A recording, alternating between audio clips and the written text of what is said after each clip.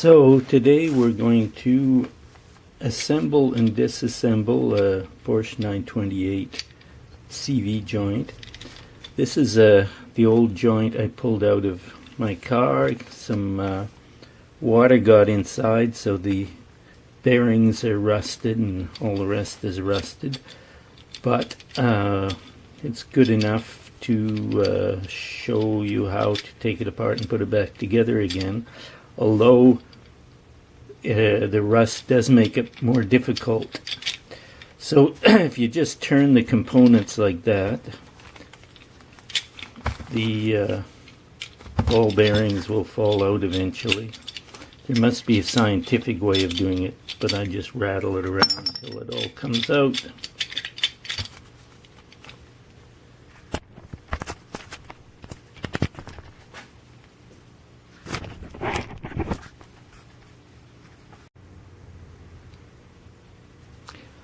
So I got all the ball bearings out, like I said, because of the rust. They were a little more difficult than normal.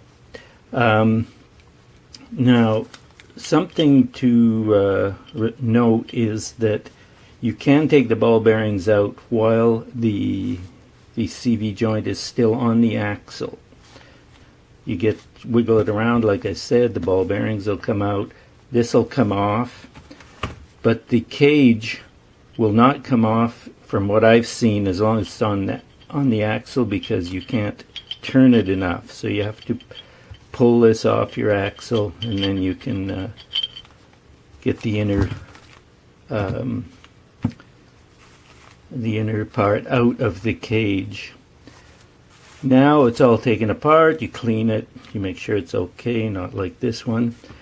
And to put it back together, okay, these three parts have to be assembled in the correct direction. So the cage, there's a chamfer here.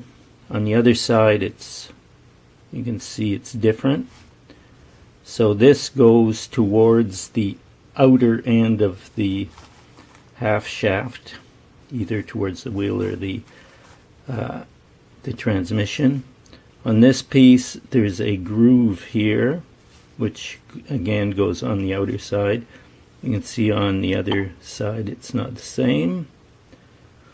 And on the outer part, again, there's a groove that goes towards the exterior. So first thing to do, on the famous Dwayne's instructions for doing this, he puts his ball bearings into the cage before starting this operation. I find it's easier to do it after the three components are together. So we slip that in, chamfer here, that line there, drop that in, our three components, the exterior parts are correctly. Now it's just a matter of dropping the ball bearing. Oh yes, other important thing. On the interior part, you'll see there are larger segments and smaller segments, and on the exterior also. They have to be opposite. So the smaller one here goes to the larger one there, the larger one here goes to the smaller one there. Once that's all set up, you can just start dropping the ball bearings in. Keep one hand underneath to keep them falling out on the other side. The first couple go really easy, generally. And then you have a little less wiggle room as time goes on. But basically you tip the cage and the inner piece up. Now it's going to start getting a little more difficult. Like I said, with a normal piece, this will go a lot easier because you don't have the rust. Now that I just discovered that playing with this, if it jams a little bit, you drop it on the table, and it seems to, voila, get into place. But make sure you're not letting the bearings fall out the bottom side. Here's our last bearing, which is going to be the most difficult. Raise it up like that. Now it doesn't want to go back in, and voila. Now you have to be careful handling this because if it can move around and the ball bearings can start falling out. So make sure you support it properly. Don't let it twist too much to allow the ball bearings to fall out.